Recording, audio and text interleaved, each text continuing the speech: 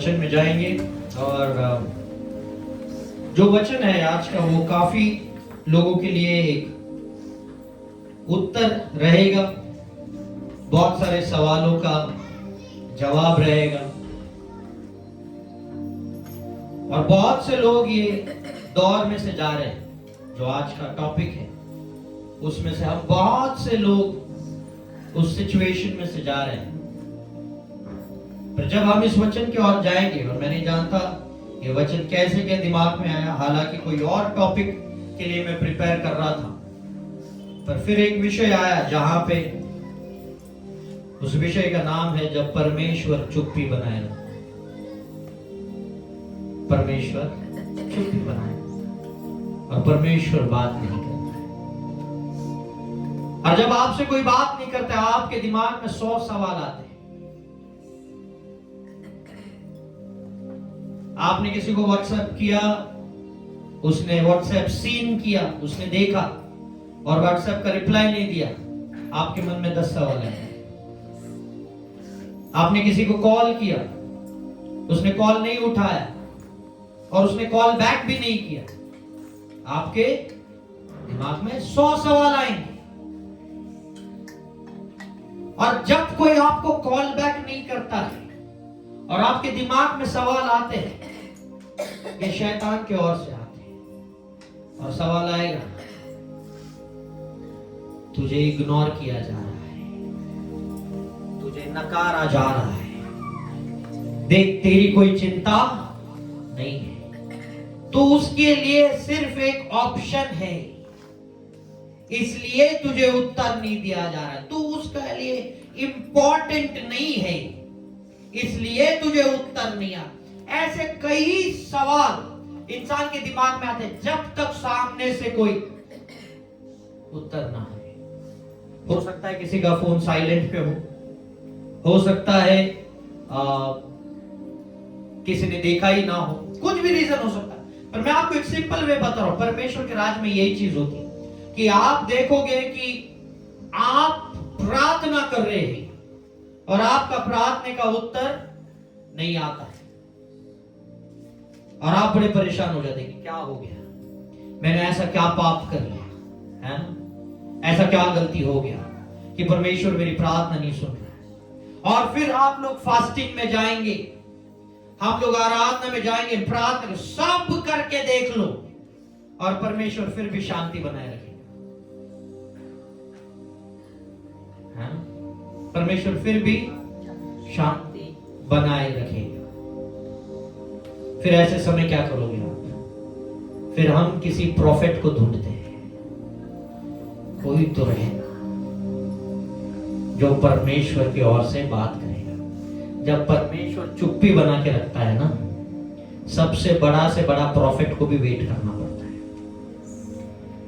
मैं सारे प्रॉफिट्स को रिस्पेक्ट करता हूं दिल से, पर आज के डेट में वो प्रोफेटिक कॉलिंग बहुत लोगों की लाइफ में कम है। आवाज नहीं आ रहा मेरा?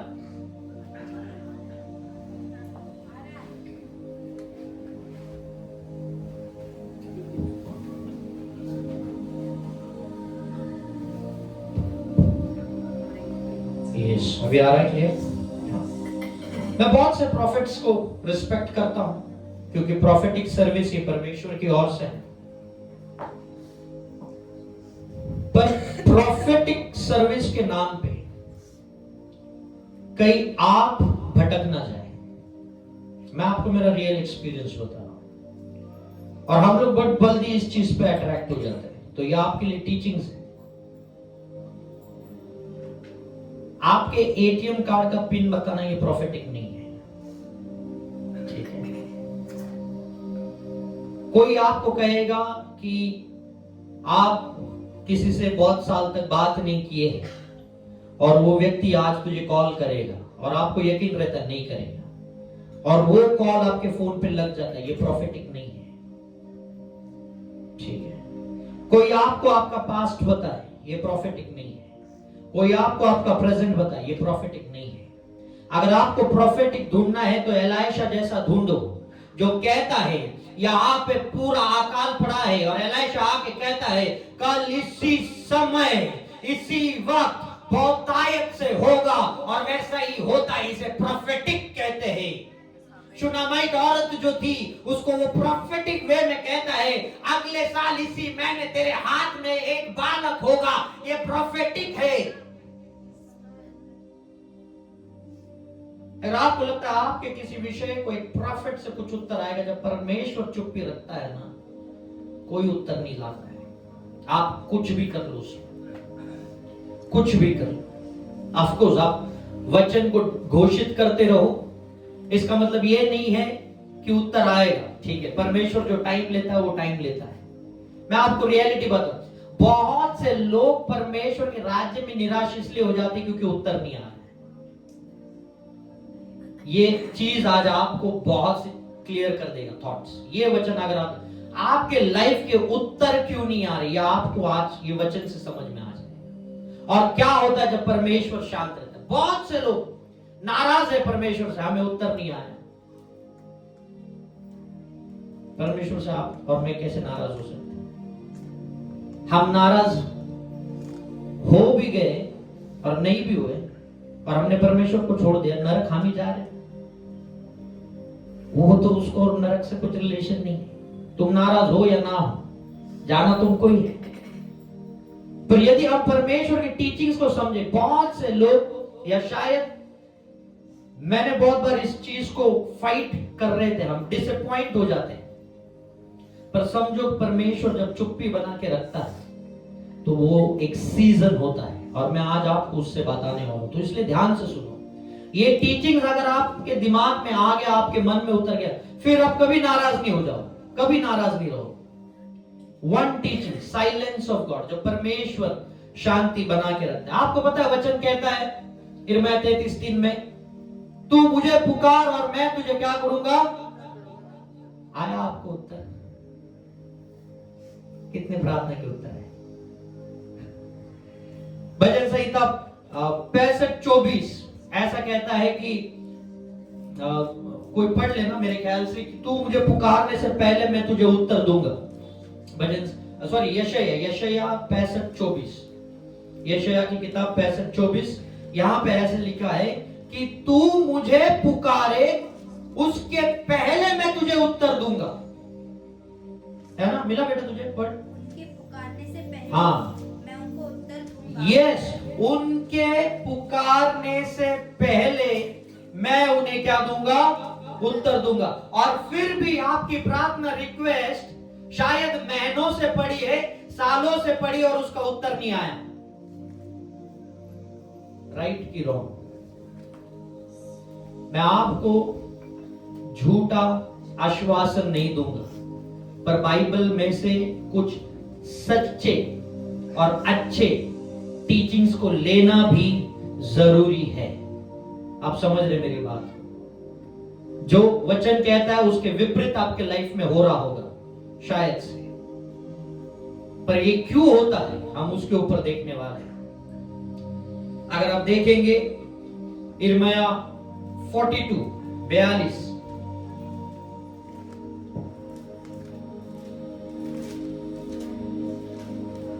और वहां पे आप दूसरा अध्याय पढ़ लो, दूसरा वचन पढ़ लो, यिर्मयाह 42 दूसरा। यिर्मयाह भविष्यद्वक्ता के निकट आकर कहने यिर्मयाह 42:42, 42 हाँ दूसरे से पढ़ लो। यिर्मयाह भविष्यद्वक्ता के निकट आकर कहने लगे, हाँ। हमारी विनती ग्रहण करके अपने परमेश्वर यहोवा से हम सब बचे हुओं के लिए प्रार्थना कर। हाँ। क्योंकि तू अपनी आंखों से देख रहा है हाँ। कि हम जो पहले बहुत थे अब थोड़े ही बच गए हैं। हाँ, उसके आगे, इसलिए प्रार्थना कर कि तेरा परमेश्वर यहोवा हमको बताए कि हम किस मार्ग से चले और कौन सा काम करें। वेरी गुड, है ना? जो यहूदी लोग थे वो अब क्या कर रहे हैं? यिर्मयाह एक भविष्यवक्ता था, करेक्ट? आपको पता रहेगा यिर्मयाह एक ऐसा भविष्यवक्ता था जिससे परमेश्वर बात करता था, डायरेक्ट बात करता था। ठीक है, डायरेक्ट बात करता था। उससे लोग आके पूछ रहे हैं कि परमेश्वर से बता, पूछ के बता हमें किस मार्ग से जाना है। लोगों ने यिर्मयाह से पूछा।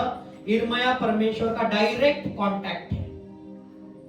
7वां वचन पर, वही 42 का 7वां। 10 दिन के बीतने पर हाँ। यहोवा का वचन यिर्मयाह के पास पहुंचा। कितने दिन के बाद? और वचन क्या कहता है? वो पुकारने से पहले मैं उत्तर दूंगा। आप सीख रहे हैं कि नहीं सीख रहे हैं? वो कहता है वो पुकारने से पहले मैं उत्तर दूंगा, और यहां पे लिखा है 10 दिन के बाद उत्तर आया। और एक इंटरेस्टिंग वचन आपको बताता हूं। इज़ेकियल उसका पहला अध्याय और दूसरा वचन।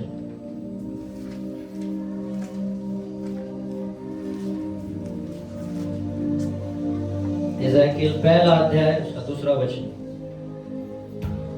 यहोयाकीन राजा की बंधुआई के 5वें वर्ष के चौथे महीने के 5वें दिन को कसदिये के देश में कबार नदी के तट पर यहोवा का वचन बूजी के पुत्र यहजकेल याजक के पास पहुंचा। और यहोवा की शक्ति उस पर वही प्रकट हुई। कितने दिन के बाद आया इज़ेकियल के पास शब्द? 5 साल आगे, चौथा महीना, मतलब उसके पहले वो शब्द नहीं आया था। तो वेटिंग पीरियड कितना था उसका? 5 साल 4 महीने 5वां दिन। उसके पहले शब्द नहीं था। और वचन कहता है तू मुझे पुकार और मैं तुझे उत्तर दूंगा। मोटिवेशन बाइबल से बहुत अच्छी चीज है। रियलिटी एक्सेप्ट करो, इसलिए हम टीचिंग्स पे जाते हैं। मैं आपको यहां से उत्साही करके भेज दूंगा, और आपको उत्तर नहीं आया, कल आप निराश होकर चर्चा ना छोड़ दो। आपको रियलिटी पता होना जरूरी है। आप समझ रहे हैं कि नहीं मेरी बात? बहुत से लोग निराश है क्योंकि उत्तर नहीं आ रहा है। राइट है कि नहीं? और आपको सारा सजेशन मिलेगा, फास्टिंग में जाओ। लोग फास्टिंग कर करके मर रहे हैं। रियलिटी बताओ। एक व्यक्ति ने 40 दिन उपवास किया, यह जानने के लिए परमेश्वर तेरी योजना, मर गया हो। आप ऊपर बैठा रहेगा परमेश्वर, ये कौन सी योजना? कुछ जवाब आपके लाइफ के। आप फास्टिंग करो, आप आराधना करो, आप सब करो, और इसके बाद भी अगर उत्तर नहीं आ रहा है, इसका मतलब परमेश्वर शांत है। यदि आप प्रार्थना ही नहीं कर रहे हो, यदि आपने फास्टिंग नहीं किया है, या आपने और बाकी चीजें नहीं किया है, आप चर्च में नहीं रेगुलर जाते हो, आप बाइबल नहीं पढ़ रहे हो, और आपके लाइफ में दिक्कत है, तो आपको ये सारी चीजें करनी है। पर यदि आप बाइबल पढ़ रहे हो, आप आराधना में हो, आप रोज प्रार्थना करते हो, आप फास्टिंग करते हो, आप सब कुछ किए हो, और उत्तर नहीं आ रहा है, निराश मत हो जाना। परमेश्वर ने चुप्पी बना के रखा है, और उसे कोई फोर्स नहीं कर सकता बोलने की। फिर वो परमेश्वर का कोई भी याजक हो, है ना। मैं पिछले काफी टाइम से, जब से इस मिनिस्ट्री में आया, काफी साइलेंस मैंने परमेश्वर का देखा है, और मुझे नहीं पता उस साइलेंस का क्या उत्तर देना है। कोई भी परमेश्वर का याजक इसका उत्तर नहीं दे पाया। और जब से मिनिस्ट्री में आया, उस टाइप के बर्डन आते, कभी कभी लगता है मैं क्यों आया मिनिस्ट्री में, मैं शायद नहीं आता, बेटर होता। सीरियसली हर हफ्ते में मंडे ट्यूसडे को दिमाग में ये आता, शायद नहीं आता, बेटर होता। थर्सडे तक बोलता हूँ कि नहीं नहीं खत्म करता हूँ। सैटरडे को तैयार हो जाता हूँ, संडे को यहाँ पे खड़ा कर देता है।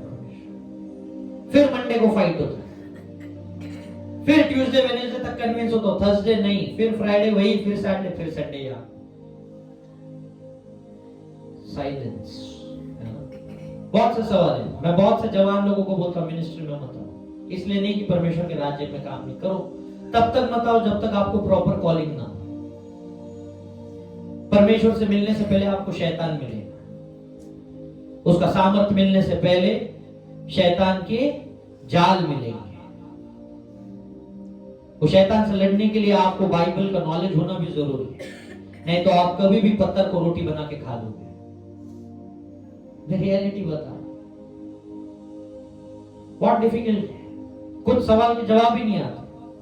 वचन कहता है मैं दुर्जनों के मृत्यु में भी आनंद नहीं लेता हूं। बाइबल में परमेश्वर कहता है मैं दुर्जनों के मृत्यु में आनंद नहीं लेता हूं, मुझे आनंद नहीं। और जब हम मिनिस्ट्री में आए, हम एक लड़की के लिए दुआ कर रहे थे जो परमेश्वर के आराधना में बहुत सुंदर गीत गाती थी। मेरे इंस्टाग्राम पे उसके हॉस्पिटल के वीडियोस है, और वो मर गई बीमारी से। क्या जवाब देंगे? क्या जवाब देंगे? क्या जवाब देंगे ऐसे सिचुएशन? परमेश्वर की इच्छा, परमेश्वर तो कहता है मेरे को दुर्जनों की मृत्यु में भी आनंद है। एक लड़की जो सबसे सुंदर आराधना करती थी, आपको पता है, ये जब हम सेवकाई में आते हैं क्या, मैं तो गड़बड़ी में अंदर आ गया है ना, मेरा तो कोई प्लान नहीं था। ये बड़ा पेनफुल चीज है, मैं आपको बता रहा हूं। वो लड़की जब पहले टाइम बीमार हो गई थी, हम लोगों ने उसके लिए दुआ किया। वो बेटी हॉस्पिटल से घर पे रिटर्न आ गई, सेकंड टाइम वापस बीमार पड़ी। और मुझे यहाँ पे मैं प्रार्थना कर रहा हूँ, मुझे दिख रहा है उसके बाजू में कौन खड़ा है, क्या है। मैं उसको बोल रहा है, ऐसी कोई औरत वहां पे खड़ी हो, बोलती हाँ खड़ी है। मैं बोल रहा हूँ उसको ऐसा करने बोल, वैसा करने बोल, सब कुछ हो गया। शाम को उसका फोन आता है उसके मम्मी का, अभी वो थोड़ा ठीक महसूस कर रही है, प्रार्थना करो। मैंने धन्यवाद दिया, धन्यवाद देके मैं रो रो के दुआ किया। सवेरे उठा और मैसेज देखा कि वो मर गई। क्या उत्तर दूं? उन्होंने कहा हमारे बेटी का एक ऐसा दिन है, आप आइए। मैं नहीं गया, क्या मुंह लेके जाए? क्या सवाल का जवाब दूं? बहुत से सवाल के जवाब आपको नहीं मिलेंगे। शायद जब हम परमेश्वर से मिलेंगे उस समय कुछ जवाब मिलेंगे। आपके लाइफ में ये परिस्थिति क्यों है, इसका जवाब शायद मेरे पास भी नहीं रहेगा। मैं वचनों से ढूंढ के आपको लाने की बातें करूंगा। पर आज एक चीज जो मैं आपको बता रहा हूं, ये यही है कि परमेश्वर एक चुप्पी बनाए रखता है। एक चुप्पी बनाए रखता है। वो बात नहीं करता, एक टाइम तक वो बात नहीं करेगा। और जब वो बात नहीं करता है तो हमें समझ जाना चाहिए वो क्या कर रहा है। सरेंडर है ना पहली चीज। जब परमेश्वर आपको उत्तर नहीं दे रहा है, वो चाहता है तू सरेंडर कर खुद को, मेरे हाथों में खुद को सौंप दे, सरेंडर कर। पहली चीज आपको सरेंडर करना होता है। सरेंडर अगर आप देखेंगे मत्ती 26 और उसका 39 वचन,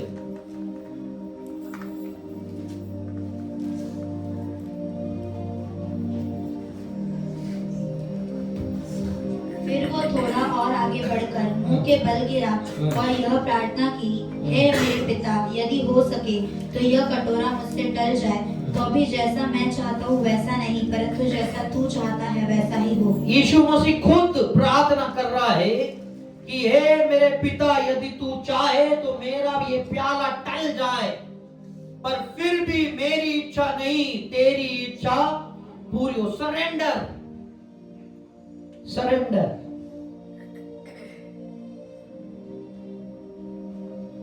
आप किसी के लिए दुआ करते हैं एक पर्टिकुलर चीज के लिए, है ना, एक किसी विषय के लिए आप दुआ कर रहे,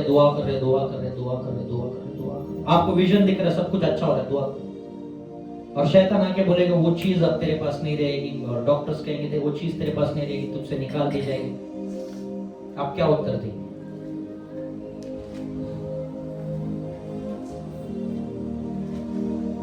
सरेंडर, सरेंडर। क्या वो विजन दिखा वो गलत था? क्या परमेश्वर ने वचन बोला वो गलत है? फिर ऐसी चीज क्या है? सरेंडर। कितने सवाल के जवाब है, क्या क्या जवाब देंगे? रात को प्रार्थना में बैठते बोला किस विषय के लिए प्रार्थना करो, संडे तक कुछ तो गवाही सुनाई दे, कुछ आती है कुछ नहीं आती है। बेस्ट बात पता है, जो यहां पे जुड़ते भी नहीं उनके जवाब आ रहे हैं, उत्तर।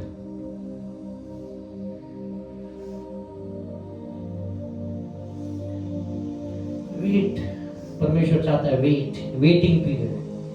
सबसे ज्यादा फ्रस्ट्रेट होने वाला पीरियड मैं आपको बताता हूं, जब आपको वेट करने के लिए लगाते हैं और कुछ कम्युनिकेशन नहीं है।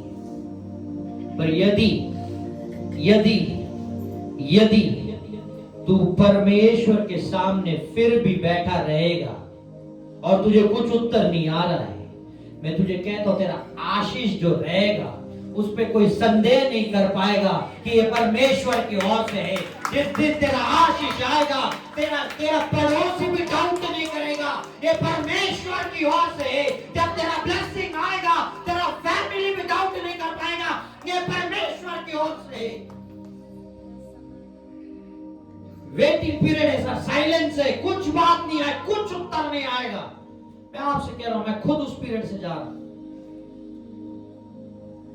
मैं आपको मेरा इंटरेस्टिंग चीज बताता हूं ताकि आपको अच्छा लगे, है ना। ये साल जो हमारा बिजनेस टाइम था ना, एकदम जीरो पे गया, ठीक है, परमेश्वर के नाम की स्तुति, एकदम जीरो पे। और शुक्रवार के दिन मेरा जो इंस्टाग्राम है तो वही मेरा ऑफिस का सारा काम होता है। शुक्रवार के दिन मैं सारे बटन्स वहां पे देख रहा था, किसका क्या है, किसका क्या है, किसका क्या। और उस समय एक बटन ऐसा था वहां पे, आइकन, जिसको बोलते हैं हिडन। क्या रहता है उसका नाम? हिडन। और हिडन में कुछ नहीं दिख रहा था। मैंने ऐसे ही उसे प्रेस किया, कम से कम मेरे पास 100 से 150 स्टूडेंट्स के कॉन्टैक्ट्स आए थे जो मुझसे संपर्क करना चाहते थे मेरे बिजनेस के लिए, पर हम फिर भी नहीं मिल पाए। और अब बिजनेस टाइम खत्म होने के बाद वो दिखने लगे। क्या बोलेंगे इस पे, है ना। परमेश्वर जब शांत रहता है, वो शांत रहता है। परमेश्वर के लिए मैं हमेशा एक चीज, मैंने उसके बाद से मैं प्रार्थना कर रहा हूं।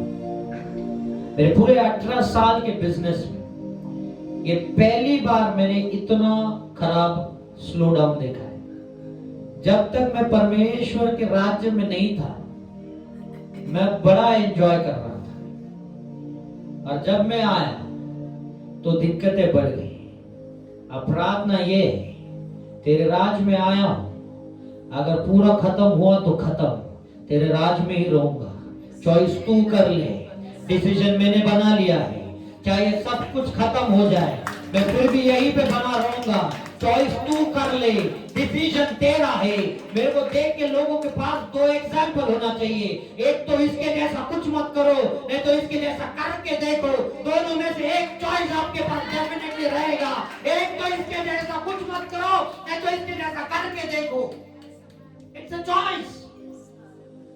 अगर मैं खुद को उस रिस्क में नहीं डाल पाऊंगा तो मैं आपके लिए वचन नहीं ला पाऊंगा। तो मैं खुद को उस रिस्क में डाल देता। एक तो पूरा खत्म, नहीं तो इतना ऊंचा कि आप डाउट नहीं कर पाएंगे ये परमेश्वर को। उसके लिए रेडी रहना। दोनों में से एक चीज फिक्स है, परमेश्वर जब शांत रहता है तो शांत रहता है और आप कुछ नहीं कर पाएंगे। सरेंडर, पहली चीज। यीशु मसीह खुद उसको बोलता है, यदि तू चाहे प्याला मुझसे निकाल ले, पर फिर भी मेरी नहीं तेरी इच्छा पूरी हो। आपको पता है कितना डिफिकल्ट सिचुएशन रहेगा। यीशु मसीह खुद परमेश्वर था, उसे पता था वो क्या सिचुएशन से जाने वाला था। उसे पता था उसकी आंतड़ियां बाहर आने वाली है, उसे पता था उसका फेफड़ा बाहर आने वाला है, उसे पता था उसको कीलों से जड़े जाने वाला है, उसे पता था उसका चमड़ा उधेड़ने वाला है, उसे पता था मेरा लहू खत्म होने के बाद मेरा पानी भी ये लोग बहा देंगे। उसे पता था वो दर्द रियल है, क्योंकि वो 100% इंसान भी था और परमेश्वर था, इसलिए वो जानता था क्या होने वाला है। और वो कहते, यदि तू चाहे तो ये प्याला हटा दे, पर फिर भी मेरी नहीं तेरी इच्छा पूरी हो। और आपको पता है बाइबल में उस वचन के आगे यीशु मसीह के पिता ने एक जवाब नहीं दिया। साइलेंस, चुप। पिता कुछ नहीं बोल रहा। पिता ने उसके हाथ में चॉइस दिया, तू क्या करना चाहता है, तू क्या करना चाहता है।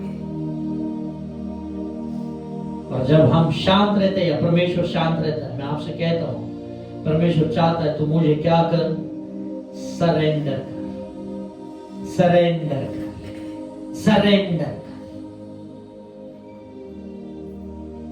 उसने कहा तेरा एकलौता पुत्र जिससे तू प्रेम करता है उसको लेकर आ। एकलौता पुत्र जिससे तू प्रेम करता है। आज आप किस चीज से प्रेम करते हैं? Surrender, surrender.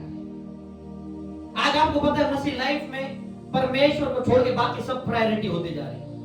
हम परमेश्वर को लेकर रियली बता रहा हूं, सीरियस नहीं, हम सीरियस नहीं है।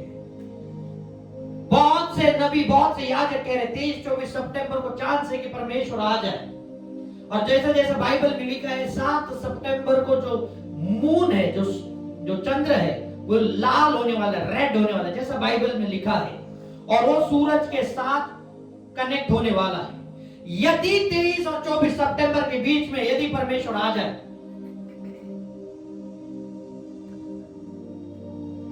तू कहां होगा? सीरियसनेस नहीं है। मैं सीरियसली बता रहा हूं, परमेश्वर के राज में मसीह लोग को सीरियसनेस नहीं है, और हम चाहते परमेश्वर हमको सीरियसली।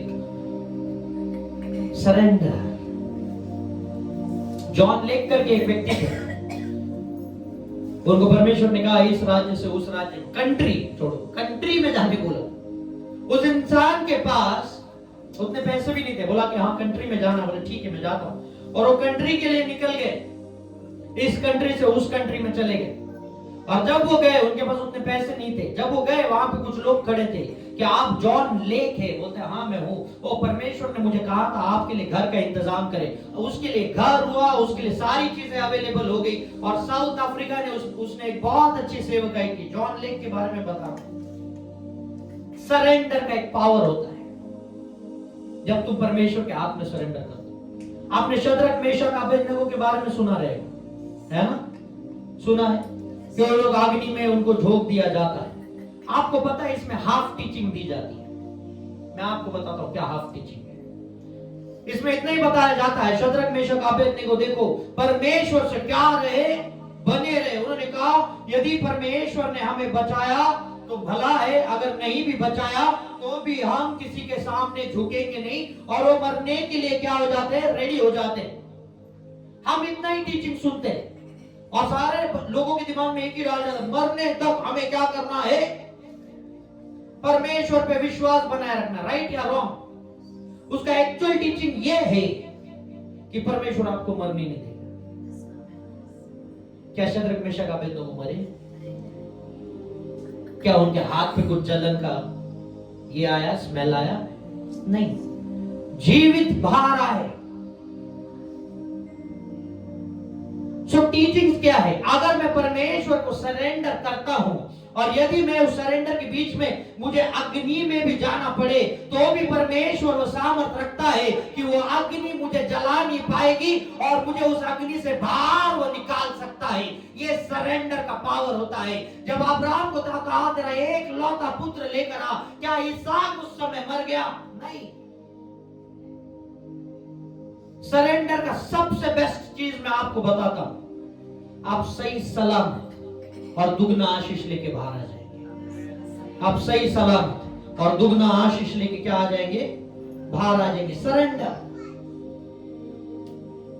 आज बहुत से लोग सरेंडर नहीं करते। आपको पता है वो विधवा औरत, उसका आखिरी निवाला खाने का था, और उधर एलाइजा जाके बैठ जाता है ना? रोटी मेरे को चाहिए। विधवा बोली ना मेरे को विजन आया, ना मेरे को कोई स्वर्गदूत बोला, मैं तो नहीं दूंगी, है ना? आखिरी निवाला है, और परमेश्वर कहेगा वो भी सरेंडर कर, और वो देखेगा तुम सरेंडर कर पाओगे कि नहीं। यदि वो नहीं देती तो उसका आशीष शायद किसी और के पास चला जाता। आप समझ रहे मेरी बात? आखिरी चीज अपने बच्चे के लिए उसको खा के मरने वाली थी, पर क्योंकि एक परमेश्वर का याजक है, उसने कहा मुझे दे फिर तू खा लेना। उसने एक रोटी बना के उसे दी। मैं ये नहीं कर रहा हूं आप वैसा करो करके, ठीक है, पर मैं आपसे क्या कह रहा हूं, अगर वैसा सिचुएशन आया, आपको आखिरी चीज भी यदि परमेश्वर ने सरेंडर करने को कही, कितने लोग रेडी हो जाएंगे? लास्ट चीज सरेंडर। वो बोलेगी मेरा पति नहीं है, मेरे रिश्तेदार छोड़ के चले गए, सब नुकसान खा के मृत्यु, ऊपर आके डिस्कस करेंगे। सरेंडर, सरेंडर, परमेश्वर में खुद को सरेंडर करना सीखो।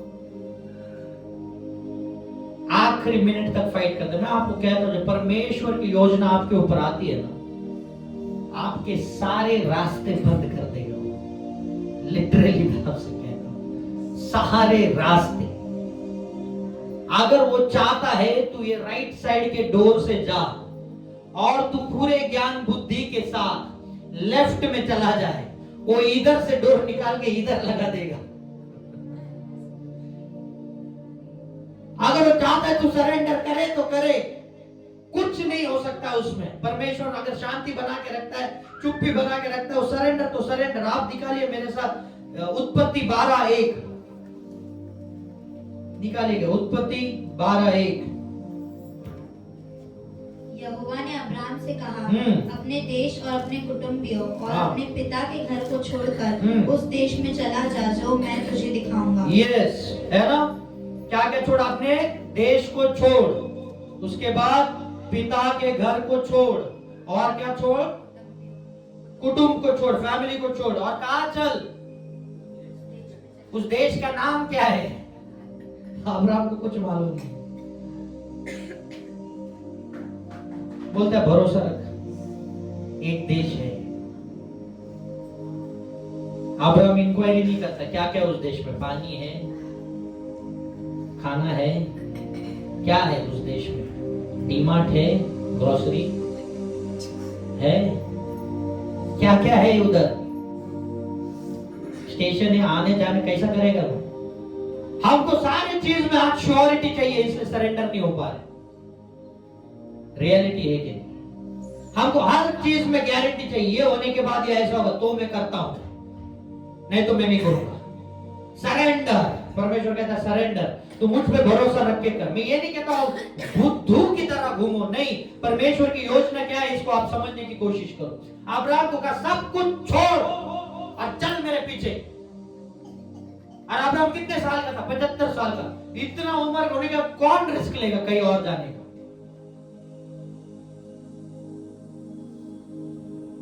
कौन लेगा? आप में से कोई बोले कि परमेश्वर ने मुझे कहा यहां से वहां जाना, ये करना है। आप इधर कलीसिया में से कोई तो आके बोलेगा एक चांगला डॉक्टर बघू अपन, है ना? अच्छा डॉक्टर को दिखाते हैं आप, आपका थोड़ा सा पेज ढीला हो गया है, ये सब छोड़ के कौन जाता है? परमेश्वर कहता है सरेंडर, क्योंकि जब तक आप परमेश्वर के राज्य में सरेंडर नहीं करेंगे, कोई चीज आपके लाइफ में मैनिफेस्ट नहीं होगी। समझ लो मैं आपको क्या बोल रहा हूं। जब तक आप कोई चीज सही करने को जाओ भी मत, जब आपको लगता है कोई सिचुएशन मेरे हाथ में नहीं, उसे सही करने जाओ भी मत, और खराब हो जाएगा, और खराब हो जाएगा। जितना फाइट करोगे कर लो। आपका एक बिजनेस खड़ा हो गया और वो चल नहीं रहा है, आप बोलेंगे ये बिजनेस छोड़ दो, मैं ये करता हूं, ये भी नहीं होगा। सरेंडर, चुप, सरेंडर। तेरी मेरी योजना तेरे ऊपर है, सरेंडर। मेरी योजना तेरे ऊपर है, सरेंडर। मेरी योजना तेरे ऊपर है, सरेंडर। जब तक तू शांत नहीं रहे, परमेश्वर कुछ नहीं कर पाएगा। सिर्फ फाइट करते रहोगे, निराश हो जाओगे, थक जाओगे, हार जाओगे, रोगे। और बहुत से लोग रात भर प्रार्थना में रो के प्रार्थना करेंगे, आपका तकिया भीग जाएगा, आपका गद्दी का कवर भीग जाएगा, उत्तर नहीं आएगा। राइट है कि रॉन्ग? साइलेंस।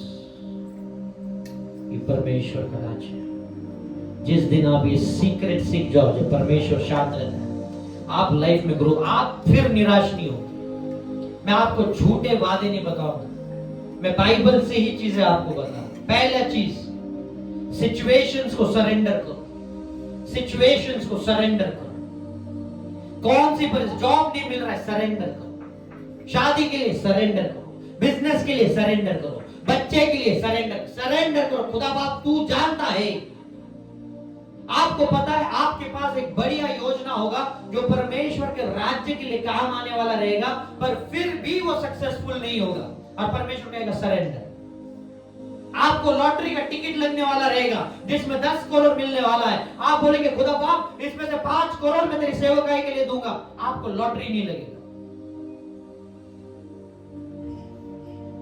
आपकी योजना तो अच्छी थी, क्या बुरा था उसमें? आप बोलोगे मैं 8 देता हूं, खुदा बाप 9.9 पूरा देता हूं तो भी नहीं आएगा। सुन रहे हैं? मैं आपको निराश नहीं कर रहा हूं, मैं आपको उत्तर दे रहा हूं आपके प्रश्नों के। जो आप रात भर फाइट कर रहे हैं ना, दिन भर फाइट कर रहे हैं, घर में आपस में एक दूसरे से फाइट कर रहे हैं, सारे फाइट का उत्तर मैं आपको दे रहा हूं। परमेश्वर जब चुप्पी बना के रखता है, वो चुप्पी बना के ही रखेगा, वो उत्तर नहीं देगा जब तक कि आप सरेंडर ना हो। पहला चीज। दूसरा चीज पेशेंस है ना, संयम बना के रखना। परमेश्वर बोलता है तुम क्या करो, पेशेंस रखो। सबसे मुश्किल चीज, सबसे मुश्किल चीज। आपके लाइफ में सब लोग आगे जा रहे हैं, आप पीछे रह गए। पेशेंस। लोग आपको ताने दे रहे हैं, लोग आपके सर पे बैठे हैं, कर्जा लेने वाले घर के बाहर आके खड़े हो गए, सारा चीज आपके विरुद्ध है। परमेश्वर कहता है पेशेंस। पेशेंस का क्लास जब परमेश्वर लेता ना, बाबा बाबा, पेशेंस जैसा परमेश्वर कोई क्लास ही नहीं ले सकता। जब परमेश्वर पेशेंस सिखाने को लेता है, संयम सिखाने को जब परमेश्वर लेता है, बहुत तकलीफ, पर उसके बाद आप जो बाहर आते हो, तराशे जाते हो, और आप जो बाहर आते हो, उसके बाद आपको समझ में आता है परमेश्वर किस तरीके से उत्तर देता है। पेशेंस आप में संयम डालता है। संयम, नौकरी नहीं लग रहा, संयम रख। घर नहीं हो रहा है, संयम रख। फैमिली नहीं बढ़ रहा, संयम रख। पेशेंस। और पेशेंस जब आता है आपके कान में एक आवाज आएगा, कितने टाइम तक, कब तक? मैं मरने के बाद आया तो क्या मतलब है, कब तक?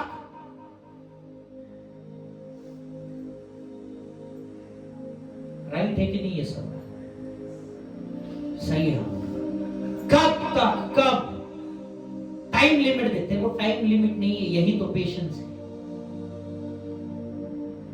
पेशेंस, सरेंडर आपको 2 चीज सिखाएगा। परमेश्वर पे निर्भर रहो और उसकी आज्ञा में रहो। निर्भर रहो, उसके लिए वेट करो और उस पे निर्भर रहो। आपको लगता है कि आपके लाइफ में जब पैसा आएगा तब सारी चीजें सेटल होगी, है ना? पर वचन कहता है मनुष्य सिर्फ रोटी पे नहीं, पर किस पे जीवित रहेगा? हर वो शब्द जो परमेश्वर के मुख से निकलता है। जरूरी नहीं आपके पास घर रहे, पैसा रहे तो ही आप जी पाएंगे। हाँ, जब परमेश्वर की योजना आती है आपके लिए, कोई तो फ्री में भी घर देके जा सकता है। इसके लिए एक विश्वास होना जरूरी है। क्या मुझे एक फ्री में घर मिल? बहुतों को मिला है सर, फ्री में, बिना मेहनत के फ्री में मिलता है। फ्री में गाड़ियां मिलती है, फ्री में कार तो मेरे को फ्री में मिली है, एक फ्री में ये चीजें फ्री में मिलती है। हमारा विश्वास वैसा नहीं है, वो बात अलग है। पर मैं आपको कहता हूं, जब परमेश्वर को आपको देना रहता है ना, वो फ्री में अवेलेबल करके देता है, फ्री में। पेशेंस है ना? आइए वचन निकालिएगा, इब्रानियों 10 या ये वाला निकालिए अब, इब्रानियों 6:13 से 15।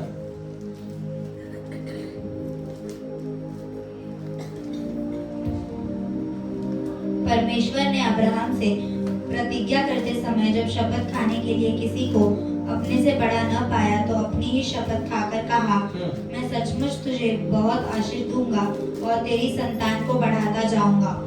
और इस रीति से उसने धीरज धरकर प्रतिज्ञा की हुई बात प्राप्त की। किसने प्रॉमिस किया अब्राहम को? परमेश्वर ने। और क्या कहा? तुझे संतान दूंगा, है ना? क्या कहा? तुझे संतान दूंगा। परमेश्वर ने खुद का कसम लिया, है ना? उससे बढ़कर कोई है नहीं। पृथ्वी पे लोग क्या करते हैं? परमेश्वराची शपथ, है ना? वो तो लेना गलत है, और बहुत से लोग ऐसा बोलते हैं। तो परमेश्वर ने कहा मुझसे बढ़कर कोई नहीं, मैं खुद की कसम खा के कहता हूं तुझे संतान दूंगा। और पता है इसके बाद अब्राहम का पेशेंस का क्लास चालू हो गया। पेशेंस के क्लास में क्या होता है पता है? प्रॉमिस अब्राहम को मिला है तुझे संतान दूंगा, और अब्राहम खुश हो गया। पर अब्राहम दूसरे दिन से 25 साल तक एक ही चीज देख रहा है, हर दूसरी औरत उसके आजू बाजू की प्रेग्नेंट हो रही है, पर सारा प्रेग्नेंट नहीं हो रही है। समझे? Patience, patience. आप देखोगे, आप जिस विषय के लिए प्रार्थना कर रहे हैं, आपके आजू बाजू के लोग उसको पाते जाएंगे, आपको नहीं मिलेगा। क्या देखा है कि नहीं आपने ऐसा होते हुए? पेशेंस का क्लास है सर, पर यदि यहाँ पे परमेश्वर ने मेरे मुख का इस्तेमाल करके भी आपको कहा है कि तुझे मैं धनी करूंगा या तुझे मैं बढ़ाऊंगा, 100% बढ़ाएगा, पर तब तक आपका पेशेंस का क्लास बना रहेगा। आप देखोगे किसी और के ग्रोथ को जलन मत होना, क्योंकि जब तेरा आएगा तो उससे कई साल आगे चला जाएगा। तेरा जब आएगा तो उससे कई साल। हाँ, प्रॉब्लम क्या होता है पता है? इरिटेशन का। बोलते ये मेरे से 10 साल आगे चला गया। आपको पता है, यदि आप परमेश्वर के वचन में बहुत पहले से आ जाते हैं, या आपके बिजनेस, आपके सारी चीजों को परमेश्वर को सरेंडर करते हैं, सिर्फ परमेश्वर ही बता पाएगा आप लाइफ में कितना आगे होना चाहिए। आप जो लाइफ में अभी है, ये आपका फाइनल डेस्टिनेशन नहीं है। ये अभी तक परमेश्वर का काम होना बाकी है। और आप देखोगे मेरा उम्र ये हो गया, ये हो गया, हो गया। परमेश्वर के लिए वर्ल्ड बताएगा 25 साल में एक गाड़ी होना चाहिए, 30 साल में घर होना चाहिए, 35 साल तक शादी होना चाहिए, या मे भी उल्टा 30 साल में शादी, 35 साल तक घर जैसा। तो ये सारे वर्ल्ड के नियम हैं। पर जब परमेश्वर तय करता है, वो आपको एक ही साल में सारी चीजें दे सकता है। एक ही साल में सारा चीज दे सकता है, एक ही दिन में भी दे सकता है। और मैं आपको वचन से बताऊं, पेशेंस, पेशेंस का क्लास में आपको बताऊं, पेशेंस आपको रुलाएगा, पेशेंस आपको तोड़ेगा, पेशेंस आपको झुकाएगा, पेशेंस आपको अकेला कर देगा, संयम अकेला कर देगा। आप किसी से बात करोगे, समझो आप मेरे से बात करोगे, आपको थोड़ा टाइम के लिए अच्छा लगेगा, मैं सीरियसली बता रहा हूं, ये ऐसा होता भी है। और फिर कुछ टाइम के बाद आपके मन में फिर चिंता आ जाए, है ना हेमचंद भाई? होता है कि नहीं? होता तो ये होगा, आपके लिए शांति आएगी।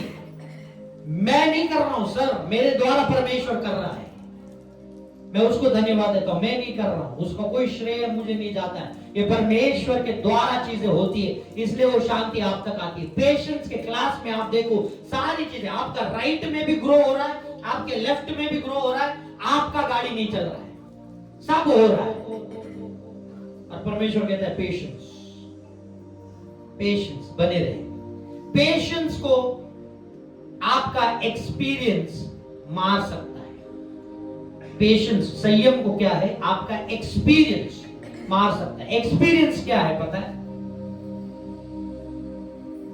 डॉक्टर के हिसाब से एक्सपीरियंस ऐसा है कि 50 के बाद आपको बच्चा नहीं होगा, ये एक्सपीरियंस। पर एक्सपीरियंस के ऊपर विश्वास होता है, ये मैं आपको फैक्ट बताऊं। एक्सपीरियंस के ऊपर क्या होता है? विश्वास होता है। बहुत जगह पे आपका एक्सपीरियंस आपको खत्म कर सकता है। आपका एक्सपीरियंस कहेगा बिजनेस नहीं हो रहा है, उसे बंद कर दे, ये एक्सपीरियंस। कुछ और शुरू कर दे, ये एक्सपीरियंस। विश्वास ये कहता है एक ही दिन में खुदा बाप ये सब कुछ चला सकता है, ये विश्वास है। पेतरस के पास एक्सपीरियंस था, पर जाल में एक भी मछली नहीं थी, पर जिस दिन पेत्रस के नाव पे विश्वास आया, जाल में इतनी मछली आई कि नाव डूबने लगा। विश्वास हमेशा एक्सपीरियंस के ऊपर ही रहेगा। इस बात को आप समझो। जब तक आपका विश्वास बाइबल में लिखे गए वचनों पे, इसलिए बहुत सारे परमेश्वर के दास है, वो क्या कहते हैं? वचन बोलते रहो, वचन बोलते रहो, वचन बोलते रहो। क्यों बोलते रहो? क्योंकि वो विश्वास को उत्पन्न करता है, और विश्वास आपके एक्सपीरियंस के ऊपर है। आप समझ रहे कि नहीं? आपके पास सब कुछ खत्म हो रहा है, आप कहेंगे I am a well watered garden, है ना, मैं बहुत अच्छी से पानी आया हुआ ऐसा एक बाग हूं जहां पे अच्छा पानी का सप्लाई। ये वचन है, मैं उसको सिंपल हिंदी में बता रहा हूं। मैं कभी फेल नहीं होगा, मैं और परमेश्वर कभी फेल नहीं होगा। मैं हर बीमारी को रिजेक्ट करता हूं, मैं तंगी को रिजेक्ट करता हूं, मैं बुराई को रिजेक्ट। ये वचन है। जब हम ये चीज बोलने लगते हैं, काम होते रहता है ना। भजन संहिता 45:1 में लिखा है, तेरी जुबान क्या है? एक कुशल लेखक की लेखनी है। तेरी जुबान एक कुशल लेखक की लेखनी। तू अपने जुबान से कैसे कहते जाता है, तेरा लाइफ में कुछ नहीं दिखेगा। यही तो पेशेंस का क्लास है। पहला चीज सरेंडर, दूसरा चीज पेशेंस। और पेशेंस बहुत डिफिकल्ट है। किसी के पास पेशेंस रखना क्या है? बहुत डिफिकल्ट चीज है। आप उतना संयम नहीं रख पाएंगे, है ना?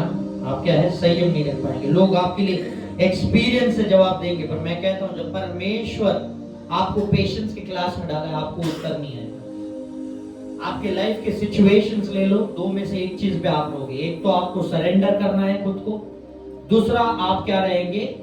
पेशेंस। आपको एक जगह पे बोलेगा परमेश्वर, सिर्फ वहीं पे रुका रहे, कहीं मत जाए। और बहुत से परमेश्वर के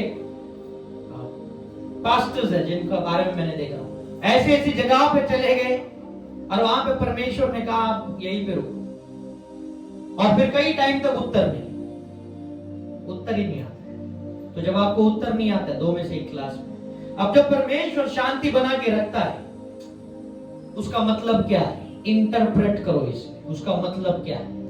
पहला चीज, जब परमेश्वर शांति बना के रखता है और तुम्हें किसी प्रश्न का उत्तर नहीं आता है, वो आपके ऊपर काम करना है। आपको खुद पे फोकस करना है, आपको परमेश्वर पे फोकस नहीं करना है। जितना तू परमेश्वर पे फोकस करेगा, उतना निराश होते जाएगा। जितना तू खुद पे फोकस करेगा, उतना आशीषित होते जाएगा। परमेश्वर जब तुझे बना रहा होता है, तो खुद पे ध्यान दे, परमेश्वर क्या क्या तुझ में सही कर रहा है। परमेश्वर कुछ लोगों को तेरे सामने एक्सपोज कर रहा है। परमेश्वर कुछ लोगों का रियलिटी तेरे सामने लेके आएगा। परमेश्वर सारी चीजें लेकर आएगा तेरे सामने दिखाने के लिए। देख तू किन लोगों में बैठता है, देख तू किन लोगों में घिरा हुआ है, देख तेरे संकट के समय कौन था, देख तुझे मैंने कैसे उठाया है। ये सारी चीजें वो आपके ऊपर करते जाता है, इसलिए वो चुप्पी बना के रखता है। जब आपके ऊपर काम चालू रहता है, परमेश्वर शांत रहता है। आपको पता है, यीशु मसीह जब पैदा हुआ, सारे स्वर्गदूतों ने आके प्रचार किया, है ना, बेथलेहम में एक राजा जन्मा है। क्या प्रचार किया? बेथलेहम में एक राजा जन्मा है। और उसके बाद 30 साल तक यीशु मसीह के बारे में कुछ अपडेट नहीं है किसी के बाइबल में? 30 साल तक परमेश्वर यीशु मसीह के बारे में चुप्पी बना के रखा। 30 साल परमेश्वर का एकलौता पुत्र पृथ्वी पे, और परमेश्वर चुप। उस 30 साल तक क्या हो रहा था? लूका 2:52 में लिखा है कि परमेश्वर यीशु मसीह क्या हो रहा था? ज्ञान बुद्धि समझ में बढ़ रहा था, परमेश्वर के और मनुष्य के। 30 साल तक क्या हो रहा था? यीशु मसीह क्या हो रहा था? खुद पे डेवलपमेंट चालू थी। यीशु मसीह की खुद के ऊपर डेवलपमेंट कर रहा था। वो ज्ञान बुद्धि समझ में डेवलप हो रहा था। जब परमेश्वर आपको शांत रहता है और आपके लिए कोई उत्तर नहीं आता है, वो आपको डेवलप कर रहा है। ध्यान दीजिएगा, आपका ध्यान ना भटके। जब आपको कोई उत्तर नहीं आता है, परमेश्वर आपको डेवलप करते रहता है। आपको ज्ञान दे रहा है, बुद्धि दे रहा है, समझ दे रहा है। आपके परिस्थिति को देख के देगा, वचनों से देगा। या समझो मैं आपके लाइफ में कुछ एक लेवल पे हूं तो आप पूछेगा, वहीं से आपको कुछ उत्तर मिलेंगे। पर परमेश्वर आपको उस समय बढ़ाते रहता है। नोआ को परमेश्वर ने कहा जहाज बना, है ना। बहुत सारे थियोलॉजियन कहते हैं कि परमेश्वर नोआ को 70 साल लगे, कोई कहता है 100 साल लगे जहाज बनाने के लिए। और जब तक वो जहाज बन रहा था, परमेश्वर का कुछ आवाज नहीं आया। और कई साल तक नोआ जहाज बना रहा है, लकड़ियां तोड़ रहा है, जहाज बना रहा है, लकड़ियां तोड़ रहा है, जहाज बना रहा है, कई साल तक। और परमेश्वर का कोई रिप्लाई नहीं। आजू बाजू के लोग तो नोहा को बेवकूफी समझेंगे, समझेंगे कि नहीं? सालों से ये बेवकूफ बोलेंगे जहाज बना है। कौन सा ऐसा बारिश आने वाला है? 50 साल तक आप एक सिचुएशन को देखो तो आप बिलीव कर लोगे ये ऐसा ही होना है। आपका जनरेशन आप देखते हो, 50 साल का आपका जनरेशन देखते हो, मेरा 50 साल के जनरेशन में ऐसे ही होते आया है, ऐसा ही होगा। नोआ के टाइम पे भी वैसे हो गया था। आप बिलीव कर लेते हो कुछ चेंज नहीं आने वाला है करके। कौन सा बारिश आने पर? नोआ कांस्टेंट, कंटिन्यूअस जहाज बना रहा है, कंटिन्यूअस जहाज बना रहा है, कंटिन्यूअस जहाज बना रहा है।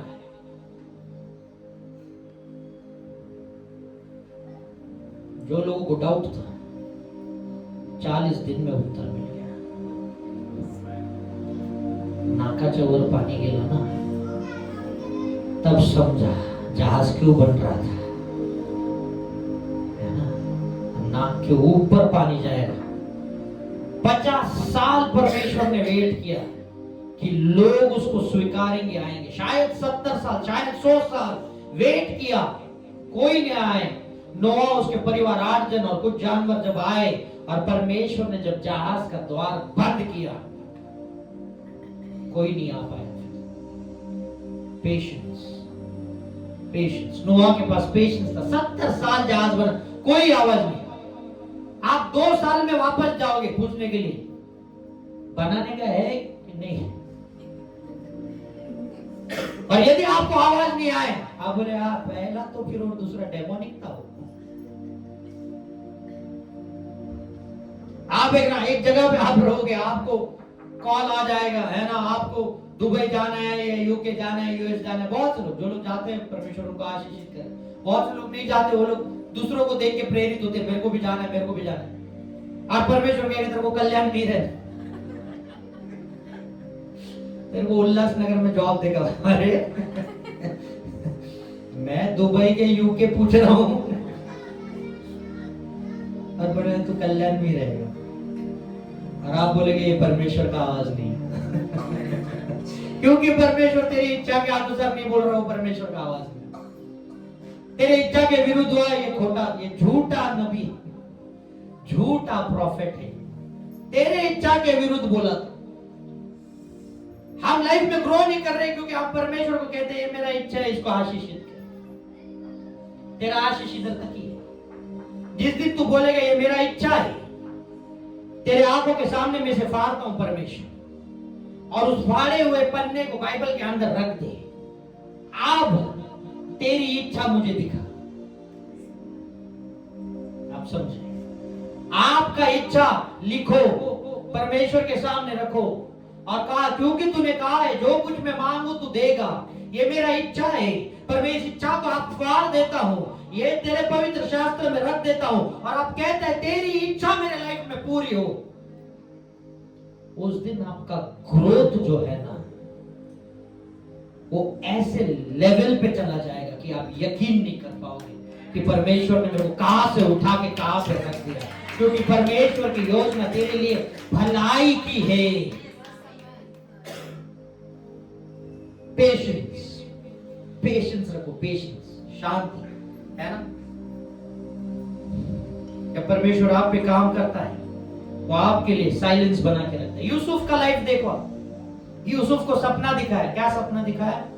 11 सितारे, चांद और सूरज यूसुफ को दंडवत कर रहे हैं। यूसुफ खुश हो गया। 11 सितारे मतलब मेरे सारे भाई, चांद सूरज मतलब मेरे माता पिता, मुझे क्या करेंगे? दंडवत। और उसके बाद क्या हो गया? साइलेंस। उसके बाद क्या हो गया? इतना सब बोला और उसके बाद क्या हो गया? साइलेंस।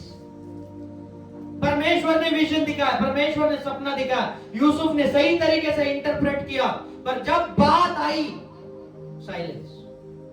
यूसुफ के भाइयों ने यूसुफ को गड्ढे में डाल दिया, परमेश्वर शांत।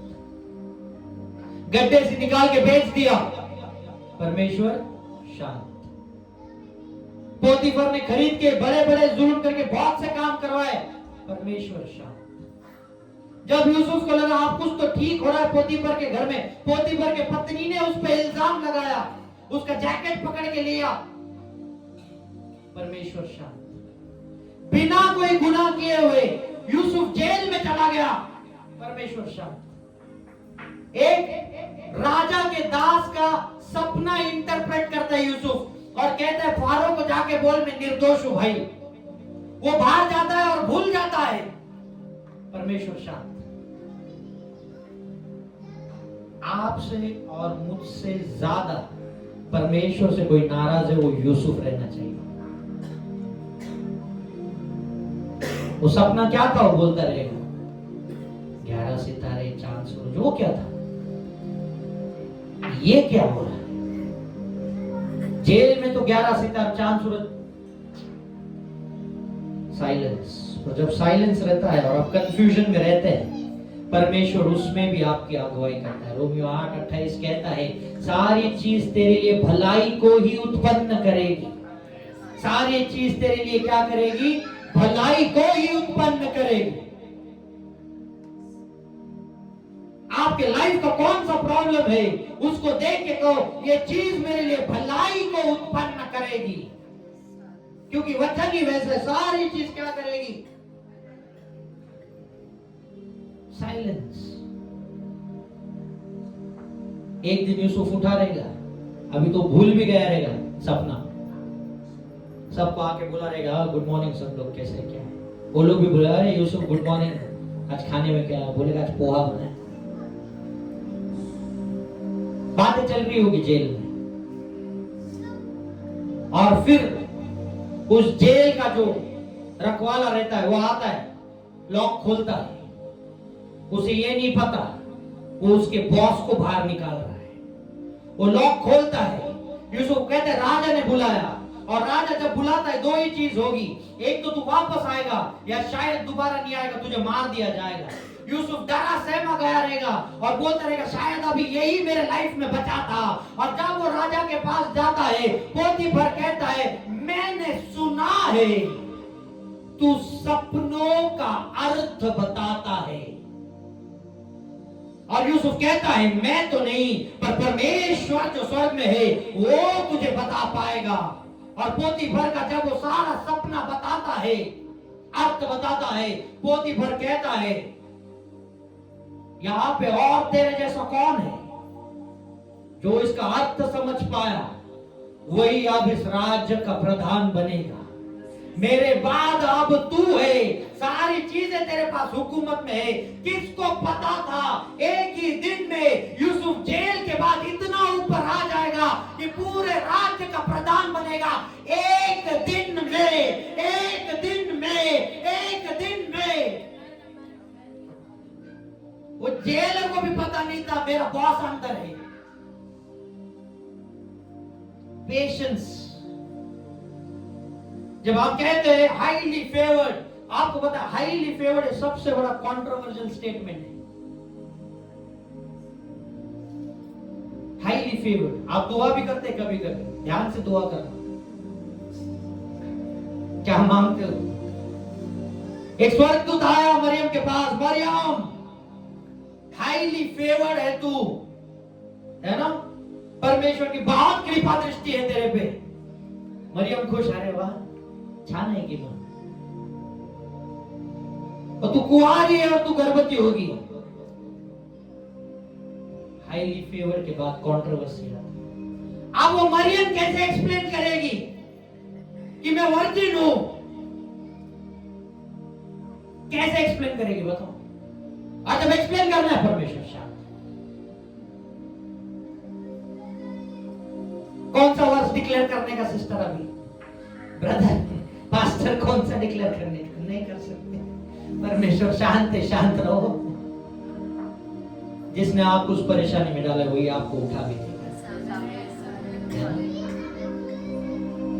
जब कुछ चीजों के उत्तर आपको नहीं आएंगे, समझ लेना परमेश्वर आपके लाइफ में एक बहुतायत से काम कर रहा है। बहुतायत से आपके ऊपर काम कर रहा है, आपको बिल्ड कर रहा है, आपको बना रहा है। जब परमेश्वर काम करता है और शांत है, उत्तर नहीं आ रहा है, आपके ऊपर काम कर रहा है, आपको सही लोगों से कनेक्ट कर रहा है। जब आपका समय खराब होता है, क्या होता है पता है?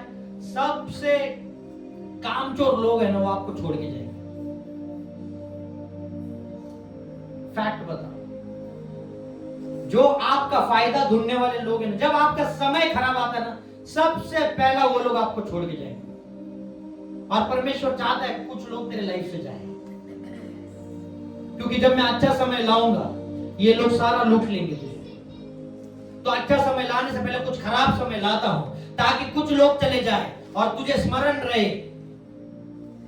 आप समझ रहे आपके लाइफ का खराब टाइम क्यों आता है? कुछ लोगों को छाटना रहता है परमेश्वर, क्योंकि अच्छा समय आने के बाद यही तुझको लूट के खाएंगे। समझ रहे मेरी बात? सेकंड चीज, जब परमेश्वर आपके ऊपर चुप्पी बना के रखता है, वो दूसरे चीजें जोड़ रहा होता है आपके लाइफ में। दूसरे चीजों का जोड़ना चालू रहता है। आप निकालिए लूका 1:39 to 43 या 44 तक पढ़िए। लूका 1:39 से 43।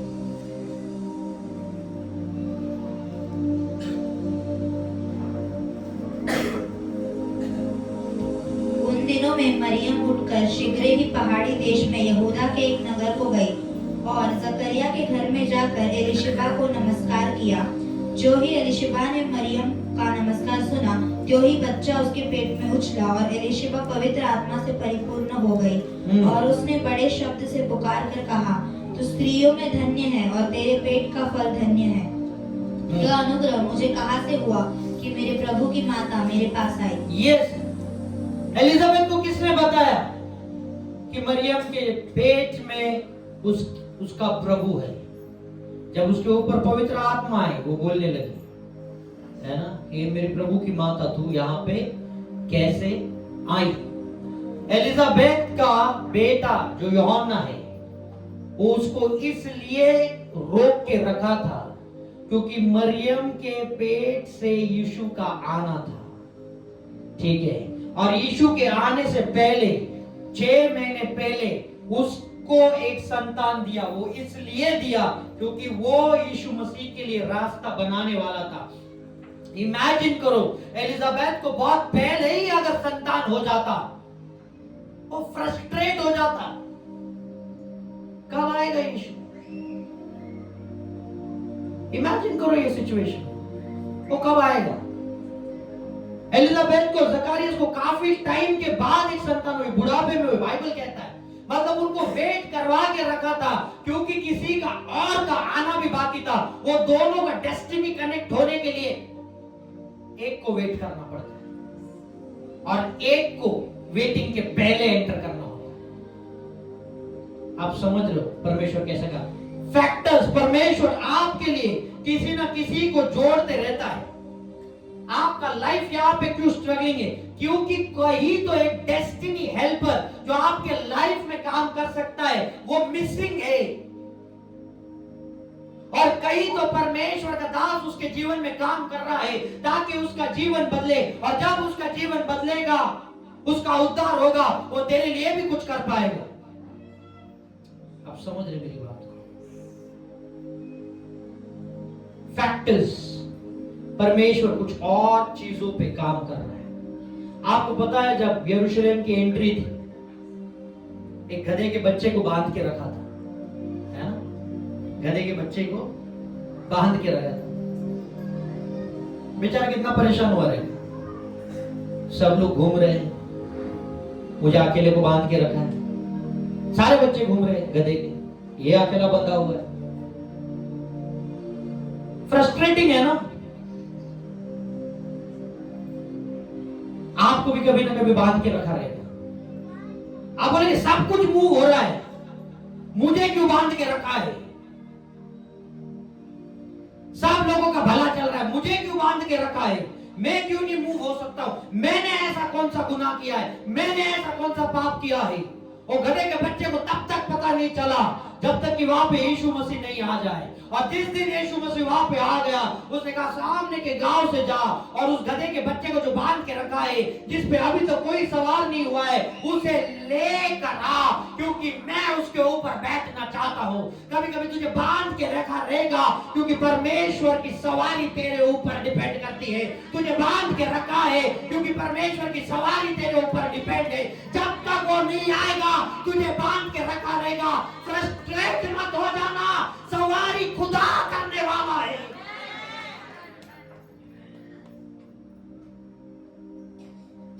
दूसरे फैक्टर्स काम कर रहे होते हैं। स्टार्ट प्रेइंग आपके डेस्टिनी के लिए। जिस वजह से आपको बांध के रखा है, वो वजह परमेश्वर आपके सामने लेकर आए। डेस्टिनी हेल्पर्स के लिए प्रेयर करो। क्या ऐसा क्या चीज है? टाइमिंग परमेश्वर सिखा रहा है, टाइमिंग। और जब तक टाइम मैच नहीं होता, खुदा बाबा आपको कनेक्ट नहीं करेगा। टाइमिंग प्रार्थना करो, क्योंकि जब तक परमेश्वर ये चीजें आपके लाइफ में नहीं प्रकट करेगा, डेस्टिनी हेल्पर्स नहीं लाएगा, कुछ नहीं हो सकता। आपको पता है कितने सारे लाजर कब्र के अंदर अभी भी पड़े हैं, क्योंकि मार्था वो पत्थर हटाने को नहीं बोल रही है। सीख रहे हैं कितने सारे लाजर अंदर ही पड़े हैं, और मार्था कहती है पत्थर मत हटा, अभी तो सब खत्म हो चुका है।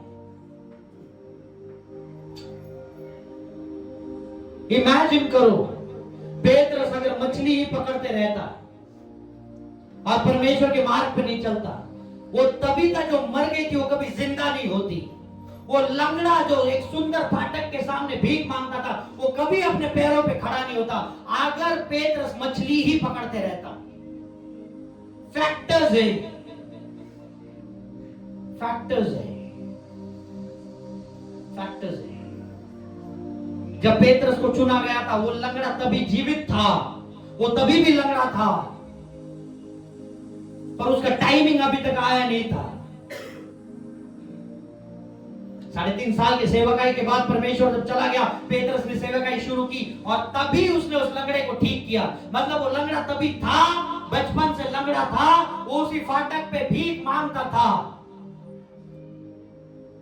और वो काम यीशु मसीह ने पेत्रस के लिए रखा था कि मेरे नाम की महिमा हो, मेरे नाम की महिमा इसलिए रखा हूं। एक दिन आएगा जब तू लंगड़े को उठाएगा और वो चलने लगेगा। फैक्टर्स। वो लंगड़ा जाना उनसे लंगड़ा है, वो सारे लोग घूमते रहेंगे, यहाँ उसका फैमिली घूमता रहेगा, पर ये लंगड़ा वहीं पे रहेगा। बोले मेरा क्या गलती है? तेरा गलती कुछ नहीं है। तू पेत्रस के लिए बनाया गया है, उसके मिरेकल के लिए बनाया गया है। वो आएगा, टाइमिंग रहेगा, तेरा हाथ पकड़ के तुझे उठाएगा और तू फिर चलने लगेगा और परमेश्वर के नाम की महिमा होने लगेगी। Timing, factors. जब आपके लाइफ में कुछ नहीं हो रहा है, परमेश्वर किसी और के लाइफ में कुछ कर रहा है ताकि वो तुझसे आके जुड़ जाए, और आप देखोगे लोग आपसे जुड़ने लगेंगे और आपका लाइफ चेंज होते जाएगा। हालेलुया। आप समझ रहे मेरी बात को? तीसरा इंपॉर्टेंट पॉइंट, परमेश्वर आपके कुछ लड़ाई लड़ रहा है और इसलिए वो आपको वेटिंग पीरियड में रखता है, शांत रहता है। परमेश्वर आपकी लड़ाई लड़ रहा है। अनसीन बैटल्स, बहुत से युद्ध है आपके लाइफ में जो आपको नहीं पता, पर परमेश्वर लड़ाई लड़ रहा है। अब पढ़िएगा मत्ती 2:13, मत्ती 2:13।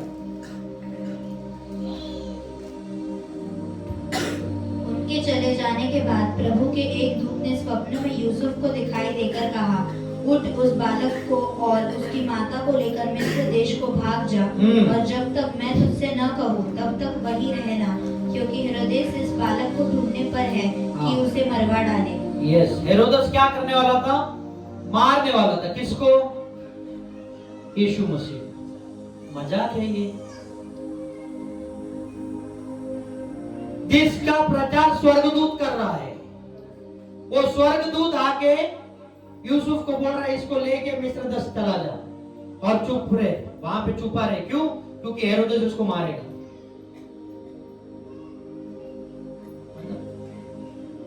यूसुफ कहेगा तू मारना उसे,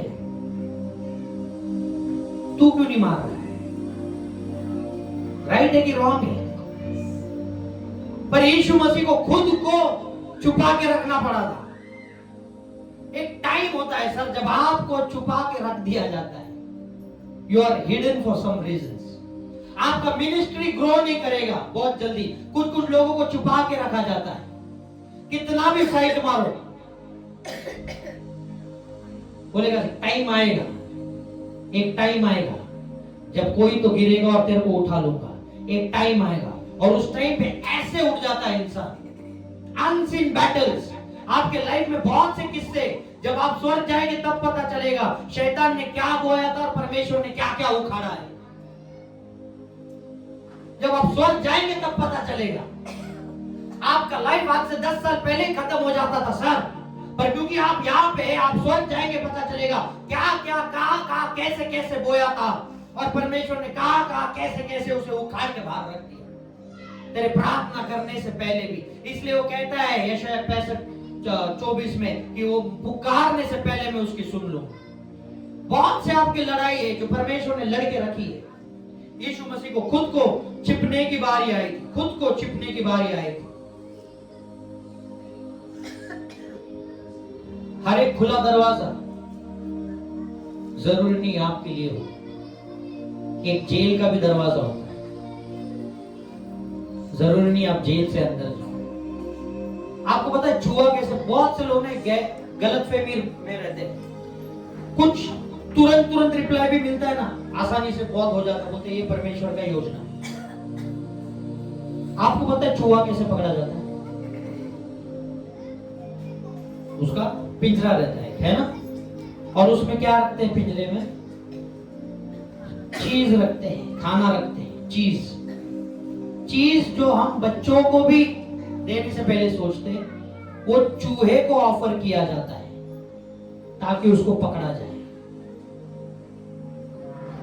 कभी कभी आपके लाइफ में ऐसी शैतान ऑफर्स लेके आता है ताकि तुमको तुरंत पकड़ लिया जाए, और आप लोग पकड़े भी जाते हैं, हम लोग पकड़े भी जाते हैं। आप क्या है ना, मेरा भी उसमें बहुत सा कभी कभी ऐसे सिचुएशन में अटका हूं। पर अभी मैं आपको वचन से कहता हूं, हर एक खुला दरवाजा आपके लिए नहीं खुला है।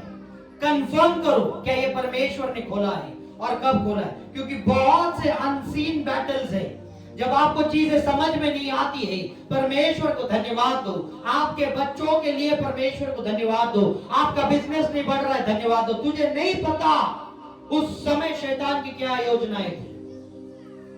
कभी कभी आपका प्लान रहेगा मेरे को ये रोड से जाना है, शैतान को पता चलता है आपके ऊपर के अनुग्रह को देख के ये रोड से वो जाने वाला है। ये रोड पे वो क्या करेगा पता है? बहुत से बाधाएं डाल देगा। और फिर परमेश्वर क्या करता है? जब वो बाधाएं डालते रहता है, जब शैतान बोलता है मेरा काम हो गया है, इसके आगे वो बढ़ नहीं पाएगा, परमेश्वर बोलता है ठीक है मैं डायरेक्शन चेंज कर रहा हूं। वो डायरेक्शन सामने लाके रख देगा, बोलेगा अब तेरे को इस रास्ते से नहीं इस रास्ते से जाना है, और जब तू ये रास्ते से जाएगा तुझे तेरा मंजिल मिलेगा। पर ये टाइम तक परमेश्वर शांत रहेगा। कुछ टाइम जब परमेश्वर साइलेंट रहता है, वो तेरे कुछ लड़ाई लड़ते रहते हैं, आपके बैटल्स वो लड़ते रहते हैं ताकि आप जीत जाए। जब परमेश्वर शांत होता है, he is fighting for Daniel को शेर की गुफा में डाल दिया गया, है ना? कितने बार दुआ करता था? 3 बार। क्या वो डिजर्व करता है शेर की गुफा में जाना? नहीं डिजर्व करता, है ना? 3 बार दुआ करने वाला शेर की गुफा में जा रहा है और परमेश्वर शांति बना के रखता है, चुप्पी, कुछ नहीं कहता।